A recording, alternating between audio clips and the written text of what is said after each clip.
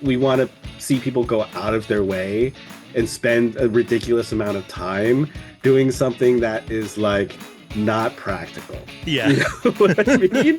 Like that makes for good content. But for me, it's like, like it's the process. Making something silly, but like learning what you're learning to make something silly. So when you actually make something practical, it's the same thing. Hey, everybody. I'm Jonathan Odom, maker, inventor, designer, and Autodesker. Welcome to Shop Talk, the podcast series where we catch up with makers, designers, and engineers from shop to shop. Today, we have a special holiday episode where we talk to Dave Miao from 3D DIY. Dave is a super fun maker. He makes a lot of ridiculous things with 3D printers and 3D scanners, which is why he's perfect for today's special holiday episode. Dave Miao, thanks for coming, man. Hi, happy to be here. Happy Yeah. holidays. Happy holidays. Merry Christmas. You got your Santa Claus hat on. That's great. I'm That's going right. with Yeah. my brand here as a baseball hat. It just sort of happened somehow. I do have hair, but I wear a baseball hat for some reason, so I went with the Christmas one. They make the Santa Claus ones too, but I thought that was just a little too much. I think it looks good. And we both have the coordinated lights going on in the Some red background. and green. Yeah. Yes, you've got yours looks a lot better though. It's almost like you're a professional. It's just smart lights. It makes me look smart. Oh yeah, yeah. I'm in our office, so I can't mess with the color of the lighting in here. I have to like these little puck things, you I know. still appreciate the effort. Yeah, thanks, Yeah. man. Yeah. And you must be of course I recognize your shop from your work, but Yep. it's got to be your basement, right? The Correct. columns kind of give it away. Yeah, this is my basement, workshop, and office. Is where I have I work from home for my day job. So I'm in my command center area here. Back here is my 3D printers, and I have like this Husky workbench island that I do most of my kind of filming on, and that becomes a backdrop. And I sew on here. A sewing machine comes up on top. So a lot of stuff happens here, and here is kind of like the man cave part where I watch TV and kind of film other things. And then upstairs, if you go up the stairs, I have an attached garage, and that's like where you see a lot of my other clips from my reels is in there. So basically all the dust and woodworking and that stuff stays up there, and then the cleaner 3D printing stuff stays down here. Do you like that Husky workbench? I'm still trying to figure out a workbench situation.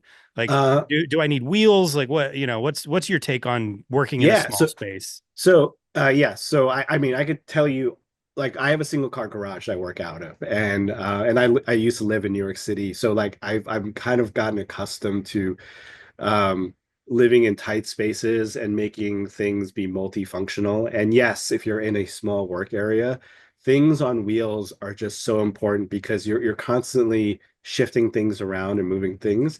Like like this workbench, it's a island that's like 45 inches square, but half of it can actually collapse down the table. And the whole thing is on wheels, so I could actually Oh, move okay. and change the whole thing to Yeah. push it closer to the sofa, or I can move it against the wall if for whatever reason if I need floor space. But Mm-hmm. I do think that work surfaces are really important as long as you don't end up filling the workspace with things that shouldn't be on there. Because anything that's a flat surface will ultimately be filled with something, right? Yeah, I'm so So bad about that.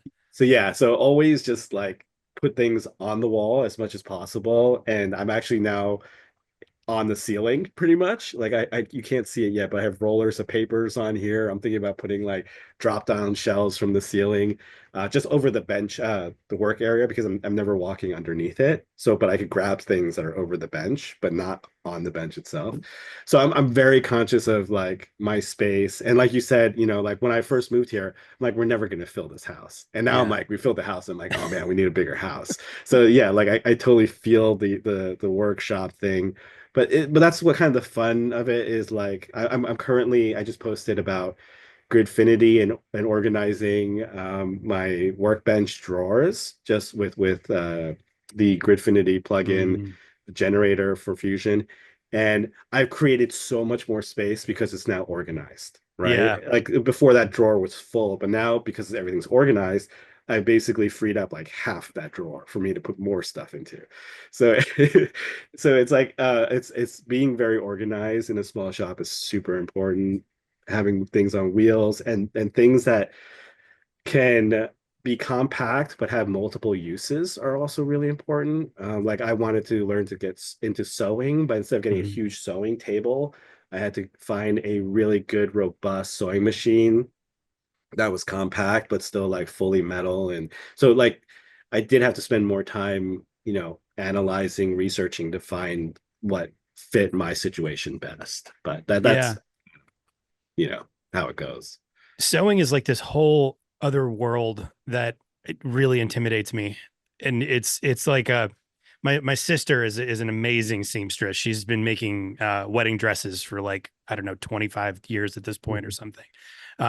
She's one of these people that can like look at, she doesn't really even need to measure anybody. Like, some woman's getting married, she kind of takes a look at her, maybe a couple quick measurements or whatever, and she can Yeah, just do it. She can just cut the pattern, like lay out the pattern, cut everything, it all fits perfectly.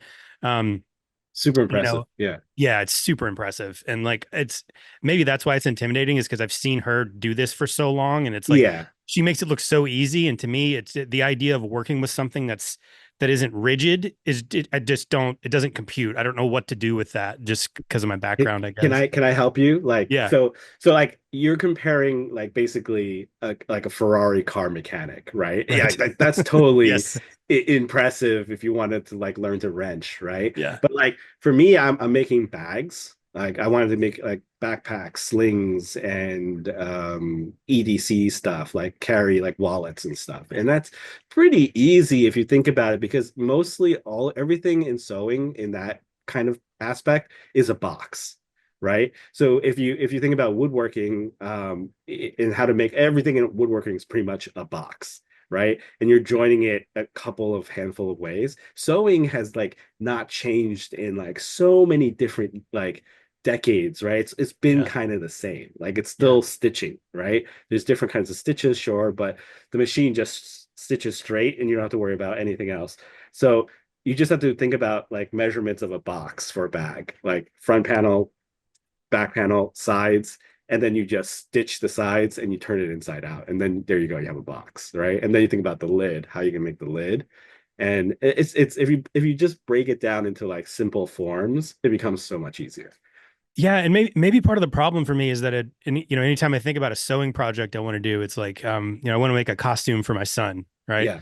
And now I'm starting to think about like, that's a really complicated thing as opposed to just a box. Like, how did I get started with woodworking? I made a Yeah. box, right? Yeah. Maybe, it's more just bite off smaller chunks here and start Uh-huh. that way, and then maybe eventually you'll have that skill. Yeah. I mean, like t-shirts and stuff is something I want to get into making. Yeah. And like I think as a maker and someone who tinkers, it's like you start taking things apart or you start looking at things. And once you learn the basics of something, right, you start figuring things out on your own, right? And you could understand like, okay, there's patterns, Hmm. and you could just we have t-shirts, old t-shirts that we could kind of just rip apart, and then you have the Yeah. pattern, right? Like he has old clothes that you could take apart, and then like all of a sudden now you have something you could trace, and you could just Yep. create your own, find your own fabric. You can even like iron on something cool or dye it or whatever. And then once you have the pattern cut out, you just sew it up. You just follow the lines, you trace the lines, and then there you go. You have something. And then once you get into the details of like finishing and stuff like that, it's just like a little extra new thing to learn. And this is kind of how I got into Fusion too. Like Yeah. Fusion is super intimidating if you Yeah. if you like see like the pros use it. And I'm every time I start a new project, I'm always learning new things and adding little things and complicating it a little bit more and more, so that I'm throwing in stuff that I know, but I'm like pushing myself to learn something extra new and a new feature in Fusion that like will hopefully make everything grow a little bit more, that I understand the program a little bit more. And that's the same thing with sewing, Sure. like the finishing around the neckline, that's just, how do they do that? What fabric is that from? And then it's like, oh, okay, now that you've done that once, you're like, okay, I know how to do it for every other time after that. But that first Yeah. time is super intimidating for sure. Sure, But sure. So tell us about your background. How did you get into this stuff? Like, what's your day yeah. job? How'd you get interested in 3D design and 3D printing and all that? Sure. So I actually, I'm 41. When I was in my 20s, actually, my first passion in life was photography in high school, and I went to art school for photography. And in my 20s, I started my own photo retouching business, and I still run that and operate that today. So that's my day job. But that was 20 something more years ago.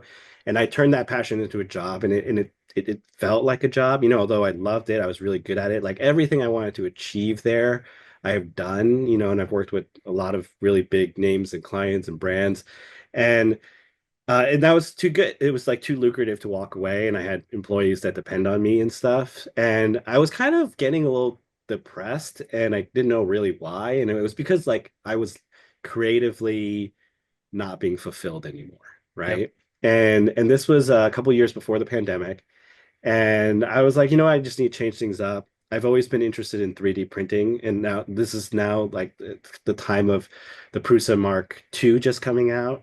And I was like, Yeah, let me get a 3D printer and see what it's about. This is kind of cool. Like being a nerdy sci-fi kid growing up, I Yeah. wanted like the Star Trek like replicator kind of Yeah. Of thing. course. And I was like, okay, get into it.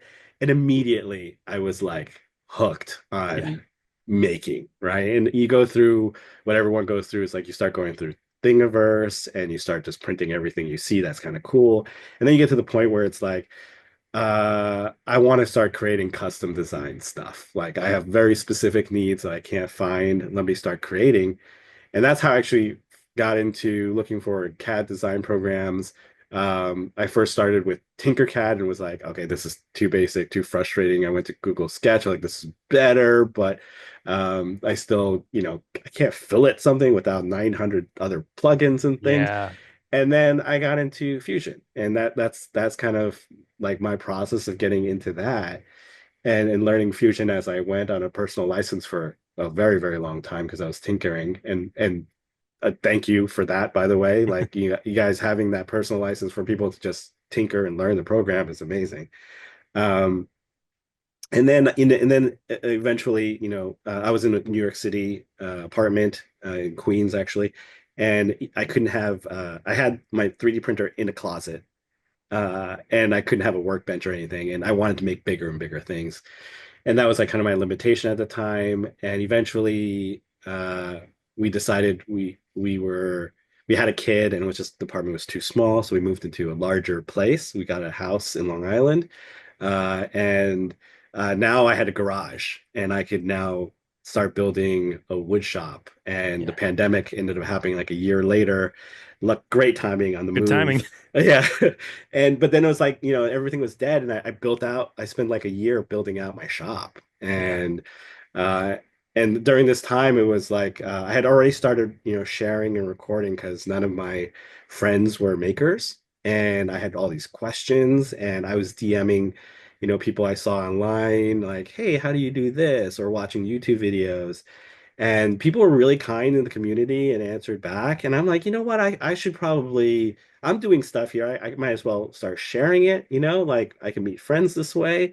And who knows, maybe I could have some sponsors one day and they can help pay for like some materials and stuff. It'd be cool. Like I never thought that I would actually like go through and actually get to the point that I am, that I'm like, hey, I achieved my friendship goals. I achieved brand deals. I'm actually making content that people actually want to see, and that's kind of fell into it. So it was just like from there, everything was, I started sharing, and I ended up loving the creativity behind making content and the creativity of making, and I was less and less in a funk, like I Yeah. found this outlet for my creativity, and now I have like friends for life. I always Yeah.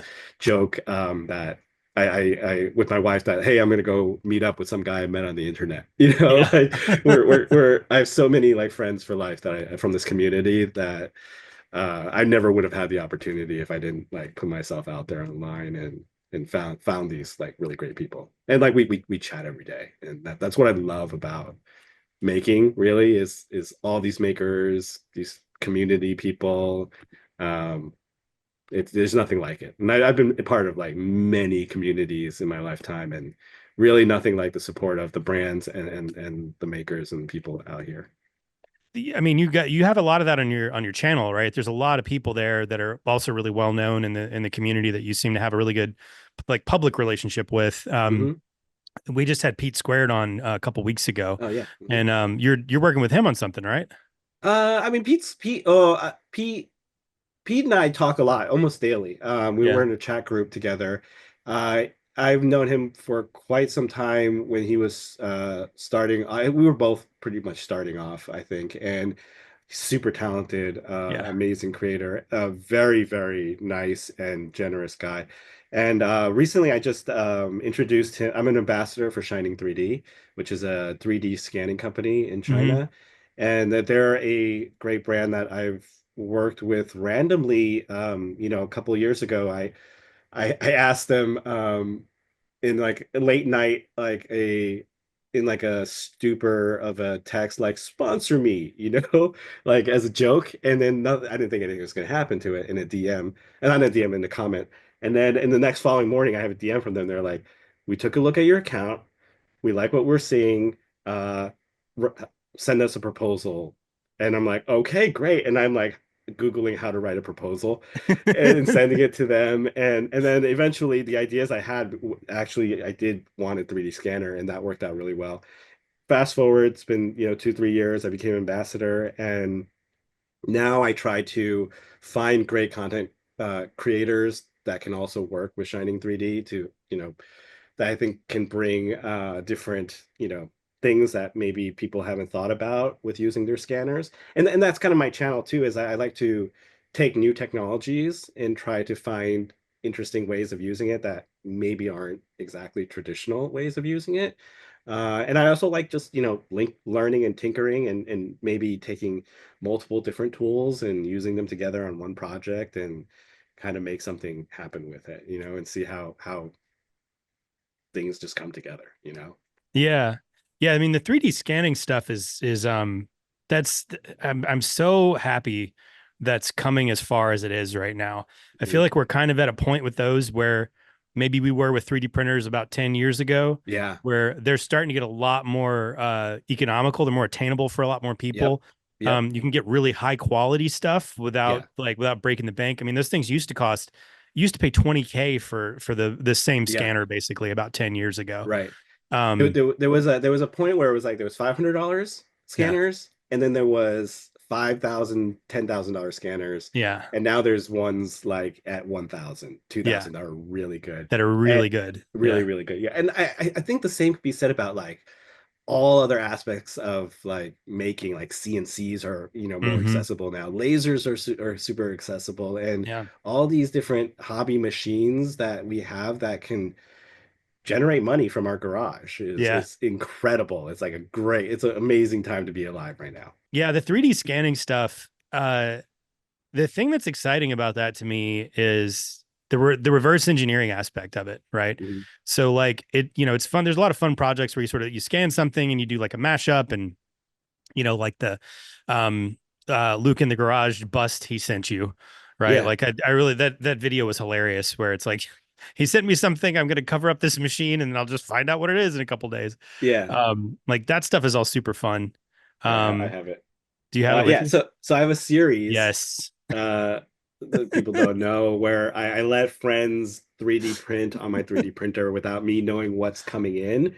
I cover up the machine, and I don't know what it is until it's done, and then I reveal it, and my expression is genuinely, for the first time, captured of what it is. And Luke has been, this is the second time sending something to my printer, and it's hilarious. So I 3D scanned him. He needed his head for like cosplay, for helmet fittings and stuff. And I never expected him to create a bust and then send it to me. And now I have to store this in my house. And it's Yeah, I marble mean you made filament, you so made your bed, man. Got to I lie know, in I it. know. It literally was sitting next to my bed. I had it on my nightstand, and my wife the next day moved it and hid Yes. it. Yeah. So Of course you did. yeah, she was like, "This is not acceptable." Oh man. When you give creative people tools and you don't really tell them what it's for, you don't expect Yeah. them to use it for what you expected to make it for, Yeah. just put it out there and let them try it out. Right. Amazing things happen, Yeah. you And I know? think for content too, like we gravitate towards things of unusualness to it, or ridiculousness, or oversized, or undersized. Like those are things that as a comedy, as a viral thing, it makes sense because we want to see people go out of their way and spend a ridiculous amount of time doing something that is like not practical. Yeah. You know what I mean? Like that makes for good content. And you could and yeah, and that's kind of my shtick a little bit too. And but for me, it's like, like it's the process. It's making something silly, but like learning what you're learning to make something silly. So when you actually make something practical, it's the same thing. So this scanner you have, is it I don't know Mhm. much about it. I mean, I just saw it recently on your channel and Pete Squared's channel. Yes. Oh, it's a new Vega, it's called, from China Okay. 3D. It's their first fully portable 3D scanner, I was gonna say meaning, portable. Yeah. yeah. Revo Point had came out with theirs last year called the Morocco. It's very similar to that, but just in my opinion better. Um, it's basically you I could keep it in a sling, right? I could keep it in my backpack. I could go anywhere I want, not be near an outlet, turn it on and start scanning. I could be in the middle of a Cool. museum, turn it on, start scanning a statue, right? You don't have to be plugged into an outlet. You don't have to be connected to a laptop. It's like my dream of a 3D scanner. Like this is what 3D scanners should be. Like when we had it, like kind of like a polycam on our phones, like we wish to just scan better. And I think one day we'll be there, right? One day Sure, we'll totally sure. get there. But right But now, like this, photogrammetry, there's only so much you can do with that. yeah, right. There's just limitations in the math, really. Yeah. I mean, yeah, I've seen some incredible photogrammetry stuff, but it's just like it has to be the right conditions. Yep. The lighting has to be perfect, your camera has to be super sharp and focused, and it just uh it can get expensive too. And then the processing, you need a computer. Like all of this can be done on the device. You could scan it, process it, and it actually, if you have Wi-Fi connected to it, it generates a QR code which you could share with anybody, and any people could just scan the code and have the file, Oh, which cool. is, yeah, it's super cool. Yeah, and it's I'm super excited for it. And it's actually two different scanning technologies in it. It's got a like a closer high def scanning, and then a faster, wider one for doing like an entire car or the inside Hmm. of a van, statues and stuff like that. 3D scanning is, yeah, it's super cool. Yeah. And I'm still scratching the surface of what can be done with all of it. So I know you mentioned your first 3D printer was a Prusa. Was it a Mark II? Yeah, it was a Mark II. Uh-huh. And then I actually still have that Mark II, but it's been upgraded. I don't like maybe half a dozen times already now that Yeah. it's went from the Mark II to the Mark 2.5 to the 2.5S to the 3 to the 3.5, 3.5S. And then it also at some point in there gone through the multi-material upgrades and stuff Uh-huh. too. And I've it's still there. Like I've stopped now. It's like no more upgrades on that thing. But I can't get rid of it. It's just like it's kind of like my first printer. But yeah, I Sure. live there. Yeah. Yeah, it's one I usually recommend those when people ask, like, Mhm. if I want to get started with 3D printing. I Yeah. always tell them to get one of those and get the kit. Hmm. Because if you do that, you've built the thing yourself, and now Yeah. you understand how the thing works. And when things inevitably fail, which they always will with any 3D printer over time, Right. now you remember making the thing, and it's not so intimidating to go in there and swap out a part or, For sure. um, For sure. Yeah. yeah, upgrades aren't so intimidating either with it. First time, 6 hours putting it together sounds about right. And it's Yeah, it's it's a long time. sure. Yeah. Yeah, it's complicated. They make it Yeah. fun. They give you the Yeah. gummy bears, right? Right. Oh But no, like, I have to this day, I have a thing where whenever I have to diagnose and fix my 3D printer, in my mind I have a taste that I need gummy bears. It's like a compulsive, like, or if I eat gummy bears, I'm like, where's the 3D printer that he's like putting oh to me? man, It's Pavlov's dog, yeah, dude. it's broken me. That's hilarious. Man, I hope the Prusa guys are watching this. They're gonna love that. Yeah, They yeah. They're like, excellent. Our yeah. plan has worked. Well, that's funny because it's like part of their brand. They were at the Yeah. they were a partner at the factory experience at AU Okay. this year. Yeah. That keypad thing I sent you Okay. was the same project. Yeah, and they when they left, they handed me this gigantic bag of gummy bears, and they were like, Yeah. we don't need any more of these, keep them with, they'd been handing them out to Yeah. people that came up to the booth the whole time. When I bought the Prusa XL and they sent me the kit, they had the gummy bears, but it was the XL gummy bears. The gummy bears were like this big, and it was in like a 5 pound bucket. Like you guys spent 5 extra pounds of shipping weight just Yeah. to send this huge bucket. Do you have any projects you've done in the past that would be a good gift idea? Yes. So I have this project called the Maker Scans project where I actually 3D scanned. I have 3D scanned over 200 makers in the community. Usually I do it at events and stuff.